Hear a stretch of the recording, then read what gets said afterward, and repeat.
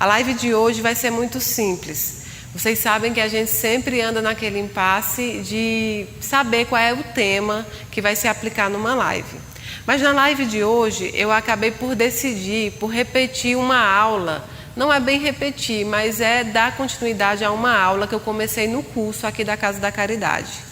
Como vocês sabem, semana passada nós demos abertura ao primeiro curso da casa sobre o Espiritismo, sobre a doutrina espírita, para aquelas pessoas que têm interesse em participar da doutrina espírita, em conhecer. Então a gente abriu para a casa, para católicos, evangélicos, enfim, todas as religiões, para que eles pudessem vir aqui na casa um pouquinho, se familiarizar com a doutrina, me conhecer, conhecer a casa e fazer esse curso junto conosco. Mas então com a aula eu tentava mostrar para as pessoas que o que mais desestimula a você aprender os novos fatos, a você entender novos caminhos, é o preconceito. Você não precisa deixar de ser católico, evangélico ou qualquer religião para conhecer um pouco do Espiritismo. O Espiritismo acaba sendo uma verdade que pode te desvelar os olhos, uma verdade que pode te salvar de alguns sofrimentos que você passa a vida sem saber explicar.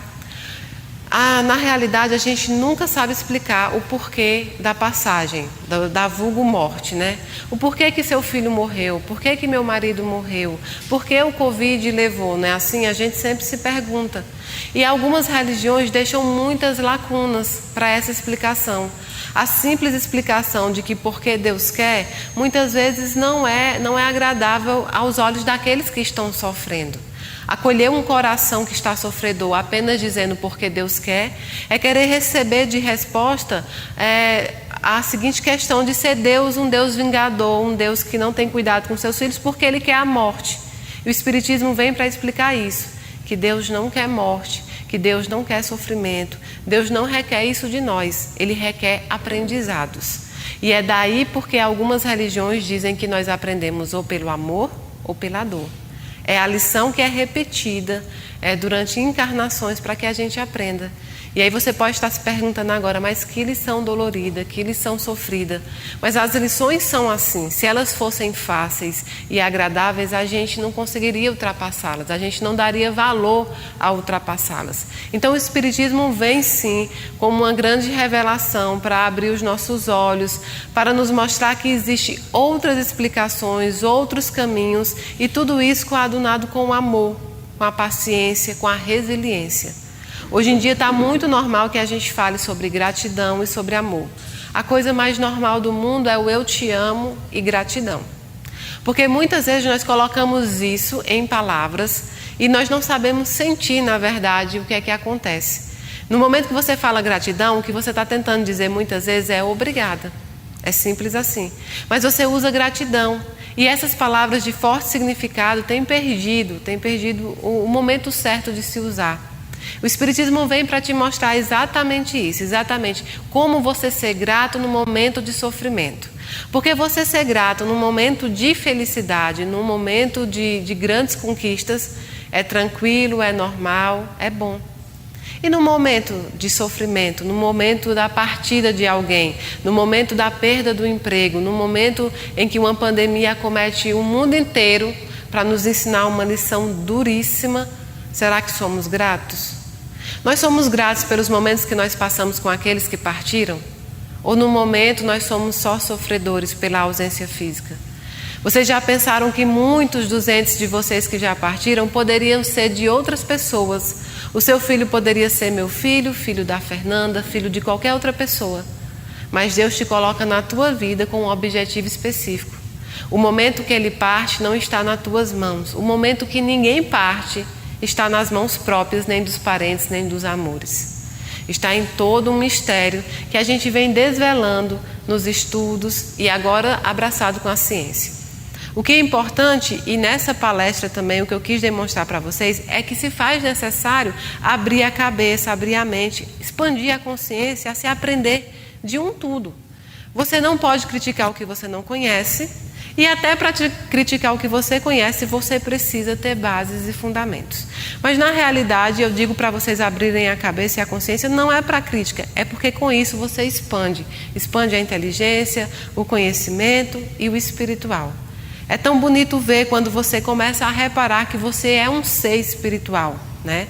Você não é um corpo, você é um espírito presente num corpo, que esse corpo é material e momentâneo, que isso vai passar.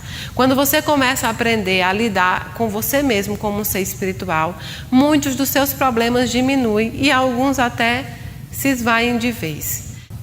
Eu falava para algumas mães que me procuraram que alguns dos filhos partem em tenra-idade. É muito difícil, os filhos acabam indo com 13 anos, como é o caso desse garotinho que eu falei que está aqui perto de mim. Então, é João Vitor, então ele partiu com 13 anos, ele partiu numa idade pequena. Se você for pensar, a vivência dele foi pouca. Então, nós nunca estamos preparados para entregar um filho à pátria espiritual. E qualquer que seja o motivo, é dolorido. Qualquer que seja o motivo, não há aplacador.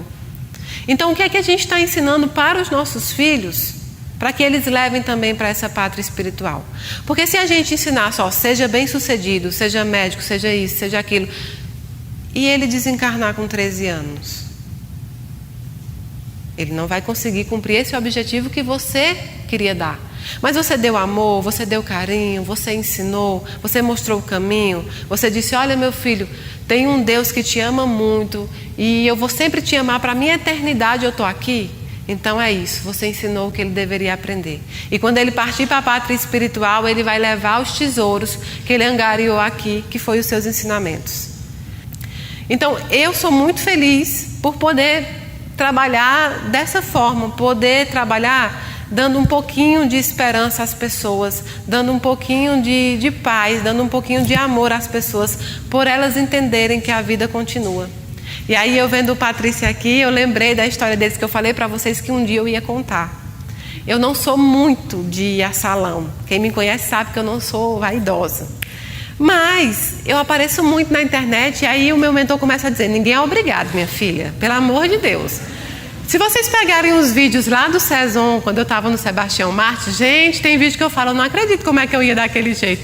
Mas enfim, eu tinha que entrevistar os espíritos, eu tinha que estudar, eu estava iniciando um negócio ali, eu não tinha tempo para nada. Então eu chegava parecendo sei lá, o cabelo dessa altura, enfim, e vida que segue. E aí o Daniel começou a dizer, não, ninguém é obrigado, não. Vamos cuidar da carcaça também, porque é essa que está segurando seu espírito, cuida do corpo também, do templo. E aí ia ter a festa junina daqui, e eu já tinha tempo que não ia no salão, até por conta da pandemia. E uma amiga minha, uma pessoa muito querida minha, resolveu me levar praticamente à força. Me pegou, não disse o salão, que tu sei que, e vamos, e eu entrei no salão com ela. Quando eu cheguei lá, ela teve uma perda também de uma pessoa muito amada há pouco tempo. E tem algumas vezes que ela entra em estado de confusão, porque o luto faz isso também. A dor é muito grande e vocês sabem disso. Às vezes você não... E está muito recente o dela. E aí ela disse assim, porque eu tenho o melhor cabeleireiro, o Patrício. Aí eu falei, ora, então vamos cortar o cabelo, fazer algum... Cortar entre aspas, porque eu não posso ainda, né? Então vamos, Estécia. Quando nós chegamos lá, nós sentamos na cadeira. Esse rapaz que está sentado aqui, esse menino bonito, veio. Todo simpático, todo feliz e tal, me atendeu super bem. Eu estava com um livro na mão que eu ia ler porque eu achei que ia demorar séculos, né? E aí eu olho para o espelho, ele olha para mim e fala assim, olha, ué, você não é a menina lá do YouTube? Eu falei, sou, meu marido te acompanha. Como é o nome do seu marido? Aí ele fala o nome do marido. Aí eu já respirei meio fundo por causa da dona Anitta, porque aí eu já conheci ela, eu falei, não tem... E o nome do filho dela não é muito normal, assim, não é uma coisa João, José. Eu falei, não, tem uma coisa errada. Aí eu olhei para ele de novo, ele botou uma tinta no meu cabelo e sai. E aí a mãe dele chega e fala assim, não é Patrício, é tal. Ela fala o nome dele mesmo, que ele não gosta que fala o nome. Não é Patrício, é tal nome. Eu falei, não, tá, é Patrício. Aí eu olhei para a Esté e falei assim, rapaz, ela entrou em confusão, ela veio no salão errado. Aí eu falo assim, Esté, você tem certeza que o nome desse menino é Patrício? Tenho absoluta, Mayra, eu conheço ele desde 2005, não sei o quê. Eu falei, essa menina me trouxe pro cabeleireiro errado, agora vai lá, cabelo até umas horas aqui, que eu não sei nem como é que vai ser. Esté, tá errado, o nome dele não é Patrício. E fui lavar o cabelo com outra menina. Aí ela com medo, ela não é Patrício sim. Aí ela, quando ele chega, eu só escutei o grito dela, né? Patrício, qual é o seu nome mesmo? Posso te fazer uma pergunta pessoal? Aí ele fala, meu nome é tal, mas eu não gosto, eu me conheço como Patrícia e tudo. Aí pronto, começou a confusão no salão, porque aí eu vou falar para ele os recados da mãe, da sogra, que participaram do casamento, que tá tudo bem, que não sei o quê, e falando o nome do cunhado, do Rômulo, e pau quebrando lá. Eu comecei a dar recado no salão, Mayra sendo Mayra. A menina que estava fazendo minha unha, ela errou a unha 10 vezes, de verdade. Ela chorava e errava a unha, tadinha. E ela tirava o esmalte e errava a unha. E aí chorava, ai meu Deus. E era evangélica, então para ela era uma surpresa muito grande. Daqui a pouco ela começou, eu queria tanto saber do meu paizinho, e errando a unha. Até uma hora que ele terminou meu cabelo e ela estava na unha. Aí eu falei assim, deixa aí a unha, mulher. Em casa eu resolvi sair. Claro que eu nunca resolvi, teve que fazer outra, mas... Foi uma situação muito legal, foi agradável também, porque foi uma surpresa para todo mundo. Porque eu perguntei para a manicure, como é o nome desse cabeleireiro? É Patrício. Eu falei, gente, não é possível. Aí eu falei, olha só, você já pensou se esse menino te mata, tu não sabe nem o nome do menino, se ele te agride qualquer coisa, tu não sabe, tu não tem nem como abrir um BO, criatura, como é que tu não sabe o nome do menino? Oxi, mas eu só sei que era isso mesmo. Enfim, foi muito gratificante, eu acabei conhecendo ele, nos tornamos amigos, e o marido dele já me seguia, e eu já conhecia a dona Anitta, então já foi nada é por acaso, né? A gente sabe que nada é coincidência, nada é por acaso. Minha mediunidade é de aproximação, eu dificilmente consigo ter uma aproximação com o espírito de alguém que nunca ouviu falar de mim, ou que nunca me viu, ou que nunca jogou nenhuma energia para mim nessa relação. Então é muito difícil, é proximidade. E eu sempre acabo encontrando as famílias, ou elas me encontrando ao longo da vida. Então muitas vezes eu fiz isso, e é para tornar a coisa mais agradável e mostrar que ela é mais simples do que se parece. Eu não gosto de criar fantasias, para mim as coisas têm que ser simples, é assim. Existe um plano espiritual em que as pessoas se comunicam, tão como a gente se comunica aqui. E é isso, e são anjos também, não anjos como a gente quer determinar, anjos de asinhas, são anjos que passaram nas nossas vidas, são oportunidades que Deus nos dá de resolver problemas que ficaram aí pendentes. Já pensou? Você acaba resolvendo problemas, acaba resolvendo situações, então assim, é muito gratificante trabalhar com isso. Quanto tempo? E aí, já passei, tá vendo? Então, antes de encerrar, gente, eu já agradeci a vocês em casa, muito, muito, muito por tudo que vocês têm feito. A Casa da Caridade só está tendo esse trabalho fenomenal por conta de vocês, os doadores do Brasil inteiro. E não só aqueles que doam material, mas que doam oração, que nos ajudam, que compartilham. Então, muito, muito obrigado. Setembro vai iniciar, a gente recomeça com as cestas. São 1.041 famílias ajudadas, fora botijões de gás, enxovais. Enfim, são muitas, muitas pessoas. Foi dia do voluntário esses dias, eu fiz uma live no Instagram agradecendo. Então, eu uso o YouTube também para agradecer todos vocês. Todos os doadores também são voluntários. Agradecer os voluntários da Casa da Caridade, são 122 que se doam diariamente aqui também, fazendo comida, entregando enxoval, tá bom? Então eu vou começar passando os recados que eu anotei das pessoas de casa, que foi a dona Areli Lilica. Desculpa, Lili, viu, gente? Lili, ela está dizendo que é Lili. A filha dela é Tabata e a outra é Tatiane, e ela disse que quer que Nossa Senhora proteja muito elas duas, porque elas eram muito, muito católicas, tá bom? Dona Maria de Fátima, chamada de Fátima, ela disse que eu tinha que falar que ela foi mordida por uma cobra, para que a família dela entendesse que era ela, por conta do nome Fátima. Ela deixou 3 filhos, 3 netos, um marido, e ela está dizendo que o coração dela está muito bom, que não tem pressão alta e a diabetes acabou. Tá tudo bem, família. É, porque ela disse que as filhas dela são muito preocupadas com ela nessa questão também. E então, eu sei que veio hoje, eu vou passar esse recado, porque eu sei que a mãe dessa pessoa não está aqui hoje, mas eu sei que a família dela está, que também talvez não tenha vindo à procura dela, que é um dos ensinamentos que vocês precisam entender. Nem sempre quem vocês procuram é quem vai estar aqui. Às vezes é alguém da sua família, é quem recebe a autorização. Então eu anotei o recado da Lanuce Martins Barbosa. Ela tem família aqui, não tem? Que procura outra, mas procura outra pessoa, né? Na realidade, mas a Lanusse, ela queria falar para a mames dela, que é a Dona Graça, para a Laiane e para o Vandinho. Ela disse que tem muita, muita saudade e muito amor. Ela disse que morre de saudade do Rafael. Me parece que o Rafa é filho dela, não é? Muita, muita, muita saudade, que viu que ele está um rapaz enorme. Pede para o Flavinho cuidar muito dele. O Flavinho deve ser o pai. É o pai que ela está dizendo, é o pai. Então pede que o Flavinho cuide muito dele, continue cuidando, as avós. Ela quer que Dona Graça seja muito feliz, que a Dona Graça tire a tristeza do coração. Ela está bem, ela segue bem, ela não lembra nada e ela não busca justiça por nada. Ela está em outro patamar evolutivo, tá bom? É Lana, né? Chama Lanusse, mas o apelido é Lana. Então, eu sei que a Dona Graça... Não entendi. Ela vai ser tia. A Laiane está grávida, né? Beleza. Pronto. Tá bom. Então, e aí eu vou passar o recado logo do seu Roberto. Roberto que procura a filha Paloma e a filha Lalá. Eles não estão aqui, são de casa também. O aniversário vai ser agora, dia 20 de setembro, e ele quer que faça o aniversário dele, tá, gente? Assim como ele queria. E ele tá com o pai dele, que é o avô de vocês, tá bom? Eu quero mandar um beijo para uma pessoa, para uma menina que me procurou no Instagram, Daiane Porto. Essa menina é uma guerreira, uma enfermeira, sofreu um acidente, perdeu um braço. A menina é uma guerreira, está lutando e eu quero mandar um beijo para ela. Eu anotei isso também. O Rafael Paradimena também é de casa, eles não estão aqui. O Rafael casou com a Jimena e logo depois ele partiu, me parece que de Covid. Então, ele está mandando um beijo, está chamando ela de minha nega. Gente, também vejam bem, às vezes eu tenho que passar os apelidos, viu? Não é porque... Está chamando de minha nega, que está com saudade, que ela cuide muito da filha dela. Que ele quer mandar um beijo para a irmã também, para a mãe. Pronto, Rafael foi dado.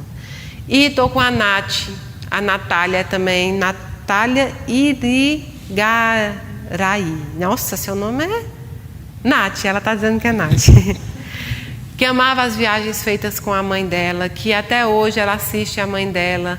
Ela gosta muito quando a mãe dela dança, porque é maravilhoso. Ela diz que está com o padrinho Elson dela. Ela diz que está também com o tio, acho que é Josué. E ela está com muita saudade de todos vocês. A mamãe é a Patrícia, tá bom? A Geisa estão aqui. Tem alguém da Geisa aqui, então eu vou deixar para depois, Geisa. Tá bom? Vamos para as perguntas?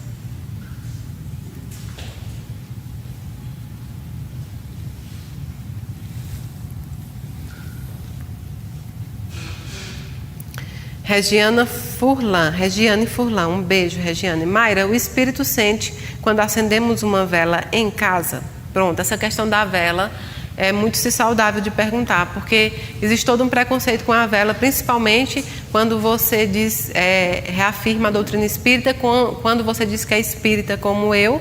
Então há um preconceito com a vela, porque o espiritismo ele não tem amuletos e não acredita em rituais. Até aí tudo bem, não tem problema, porque não é um ritual.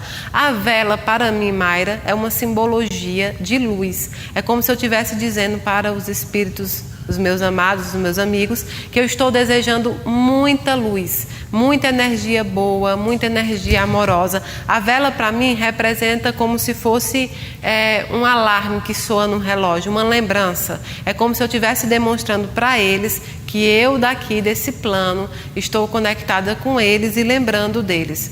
Então, quando você acende uma vela com esse objetivo de amor, de lembrança, de dar força, de dar boas vibrações, eles veem sim que acende, eles recebem essas vibrações, eles escutam, né? E aqueles que em momento não têm autorização para estar junto a você, eles recebem essas notícias dos nossos amigos espirituais mais evoluídos. Vani, um beijo. O corpo e a mente dão um sinal que a pessoa vai desencarnar? Acho que ela quis perguntar assim, se a gente quando vai desencarnar recebe um sinal e a gente dá, porque é normal nós conversarmos com outras pessoas e dizer assim, fulano antes de desencarnar parece que estava adivinhando. A gente não fala assim? Ele se despediu, ele andou um pouquinho. Tem gente que fala assim, é a melhora da morte, não é? Ele melhora para depois... Não é que ele sente que vai desencarnar. É claro que o corpo físico apresenta sinais. Em qualquer doença, em qualquer momento que você esteja estabelecido com um acidente ou qualquer coisa do tipo, ele apresenta sinais que está perdendo o liame, né? A ligação entre o corpo físico e o perispírito, a ligação entre o corpo físico e o espiritual. Então, esse dá sinais de cansaço, esse dá sinais de que não está dando mais. Mas o espírito, ele geralmente é involuntário, não é que ele sabe no momento que vai desencarnar, muitas vezes ele não sabe, mas involuntariamente, com a ajuda dos nossos amigos espirituais, mentores mais evoluídos, eles permitem que haja uma conexão com a família, com as pessoas que eles amam. É tão legal quando pelo menos há despedida, né? Pelo menos no meio de tanta dor, você conseguir fazer uma despedida, conseguir falar umas últimas palavras que ama, que é aquilo, ensinar alguns caminhos. Então, sim, algumas vezes o corpo físico sempre dá sinal, e o corpo espiritual algumas vezes dá sinal, e outras vezes esses sinais são estabelecidos por outros amigos espirituais. Solange Pereira Silva, beijo Solange. Mayra querida, poderia nos falar sobre os desencarnados da Covid? Minha irmã desencarnou depois de 20 dias entubada. Como se dá a recuperação? O Covid é novo para nós, que estamos aqui nesse planeta material. Para a espiritualidade já havia toda uma preparação para os acontecimentos. Já havia todo um estudo, já havia toda uma ornamentação para preparar hospitais, entre outras coisas. Então eles não foram pegos de surpresa. Eles sabiam da dificuldade que nós iríamos enfrentar com os desencarnes coletivos. Eles já estavam preparados para recebê-los. O paciente que morre de Covid, a pessoa que desencarna de Covid, é muito parecido também com outras doenças. Doenças como câncer, como outras doenças que você passa longo tempo em recuperação. Então o seu corpo físico sofre muito com os remédios, com os tratamentos, com a intubação. E quando chega lá no plano espiritual, há todo um trabalho de desintoxicação feito por eles, há um trabalho de repouso, há um trabalho de restabelecimento, há um trabalho de adaptação. Qualquer um que parte aqui desse plano para o outro plano sofre esse trabalho de adaptação, nem todos de desintoxicação. Aí vai depender do que o corpo físico sofreu. Mas os pacientes de Covid, gente, são assim como qualquer outro desencarnado. Eu sempre digo para vocês, para a gente não começar a honrar a memória daqueles que nós amamos, dando denominação. Daqui a pouco a pessoa não é mais a minha irmã. Ela não é mais o meu filho, não é mais o meu pai. É meu pai que morreu de Covid, minha irmã que morreu de Covid, meu filho que se suicidou, minha filha que teve um câncer. A gente acaba diminuindo eles pelo movimento que foi feito o desencarne, pelo que eles desencarnaram. Então, não deem tanta importância a isso. O importante é as memórias que eles tiveram aqui, que eles deixaram. Outra coisa que a família se preocupa muito é com a dor, né? Será que sofreu? Será que sentiu dor? Será que... A dor é obra da matéria física, gente. No momento do desencarne, há toda uma equipe, uma espiritualidade que, se não for para que você passe, a não ser que seja determinado que você tenha que passar por certas situações, se não for, eles praticamente que desligam você. Existem relatos que aqueles cristãos que eram jogados na arena, vocês lembram? Eles eram jogados nas arenas para que os leões devorassem eles. E existem relatos que a espiritualidade desligavam eles no momento em que os leões eram soltos. Então eles não sentiam dor alguma, e por isso de muitos eram relatados que não havia gritos. Eles não gritavam, porque ali o espírito já não estava. A espiritualidade desligava para que não houvesse dor. Então é tudo muito bem preparado, é tudo muito bem certinho lá. Alex Macedo, um beijo. Boa noite, Mayra. Tenho uma dúvida. É possível que um ente querido não esteja no outro plano nos esperando por já ter reencarnado? É possível. É bem normal que aconteça. Depende do tempo, depende da pessoa, mas é normal que aconteça. Algumas pessoas precisam retornar para uma encarnação, né, para uma nova encarnação. Outras não precisam mais. Então essa questão do reencontro só vai acontecer no momento certo. Mas não se preocupe, porque em cada reencarnação a roda gira e muda-se a parentalidade ou não, mas geralmente se muda. Então Pode sim, às vezes um bisavô, enfim, tem relatos de vários tipos de tempo que você pode passar para reencarnar na bibliografia espírita. Mas o certo é que ninguém sabe, só a espiritualidade maior é quem decide isso, o tempo que você fica, tá bom? Então, muito bem, essas foram as perguntas. Eu vou me despedir do pessoal de casa. Para o pessoal aqui da casa tem a segunda parte. E para o pessoal de casa eu vou me despedir, pedindo que Deus abençoe muito vocês, que vocês sejam muito abençoados. Vamos marcar a nossa próxima live também. Um beijo no coração de vocês.